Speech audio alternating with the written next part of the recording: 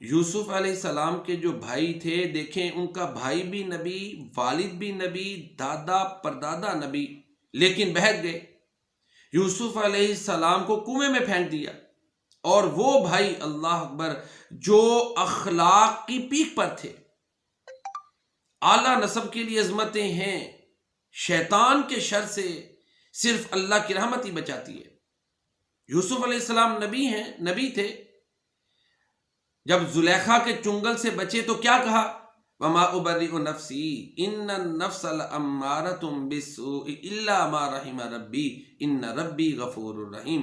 میں اپنے نفس کو بری نہیں قرار دیتا، ہاں نفس امارہ ہے، اس کے شر سے وہی بچے گا جس پر اللہ کی رحمت ہو۔ دیکھیں یہ نبی ہیں اور ہمیں سکھا رہے ہیں، وَمَا أُبَرِّئُ نَفْسِي إِنَّ النَّفْسَ لَأَمَّارَةٌ بِالسُّوءِ، میں اپنے نفس کو بری نہیں قرار دیتا۔ یوسف علیہ السلام نے یہ کہا، بے شک نفس تو برائی کا حکم دیتا ہے، الا ما رحم ربی، ہاں جس پہ میرے رب نے رحم کر دیا۔ اللہ اکبر، انبیاء معصومین ہوتے ہیں۔